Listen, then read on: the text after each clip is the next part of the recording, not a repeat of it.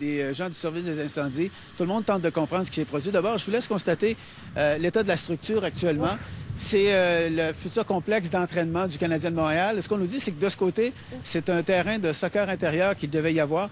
J'ai avec moi M. Tellier, qui était sur la structure au moment où ça s'est passé. Racontez-moi d'abord, vous étiez sur la partie de la structure qui était intacte. Oui, c'est ça. Le mur qui reste debout. Moi, dans le fond, j'étais comme assis après prendre des mesures. Puis là, bon moment donné, mais ça a comme shaké d'un coup. Là, ça se fait super vite. Tout s'est mis à shaker. Ça a tombé comme un château de cartes. Moi, j'ai resté pris en haut. Mon copain, lui, il était en arrière, à ma gauche, dans le fond. Lui, il est resté suspendu par son harnais.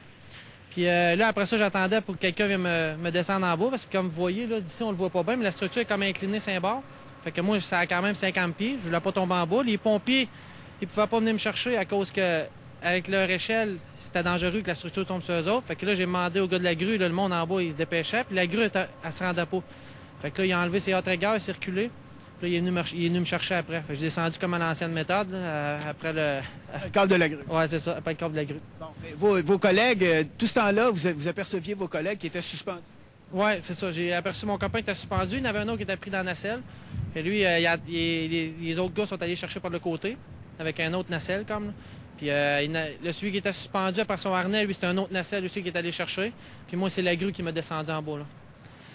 Tu sens quand ça se passe? C'est pas le fun. Surtout quand tu sais que tu vas avoir une petite fille au mois de juin, là.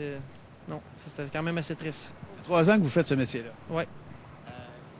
Bon, évidemment, vous aviez beaucoup d'inquiétudes pour vous, mais pour vos collègues également. Il faut le temps de comprendre ce qui se passe. C'est certain, mais c'est sûr, moi, dans ma situation, il fallait que moi, je sorte de là. Mes collègues, je les voyais en bas, mais tu sais, comme mon collègue était sur le coin, je pouvais pas comme rien faire, tu sais. Si j'aurais pu faire quelque chose, j'aurais aidé, mais moi, j'attendais pour descendre aussi, dans le fond, là.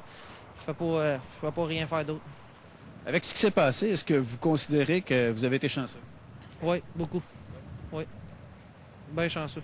Et là, vous allez aller trouver votre collègue qui est à l'hôpital, c'est ça? Oui, c'est ça. Oui. Je vais aller rejoindre mon collègue, puis je vais m'en aller chez nous. Bien, merci beaucoup. Merci beaucoup. Bye bye. Alors voilà, le récit d'un des monteurs de structure qui était sur place, qui était sur la structure au moment où ça s'est passé. Il parlait d'aller voir un de ses collègues blessés. Là, on rappelle qu'il y a eu Blessure 2 blessés, mineure, si hein, je ne me c'est ça. trompe pas. Blessure mineure, quelques chocs nerveux, c'est tout? On parle de blessures mineures. Il y a des gens du chantier qui font le point actuellement. Ça fait qu'on aura plus de détails un petit peu plus tard. Voilà, merci beaucoup, Denis. Au revoir. Au revoir. Une histoire délicate maintenant, une relation sexuelle a tourné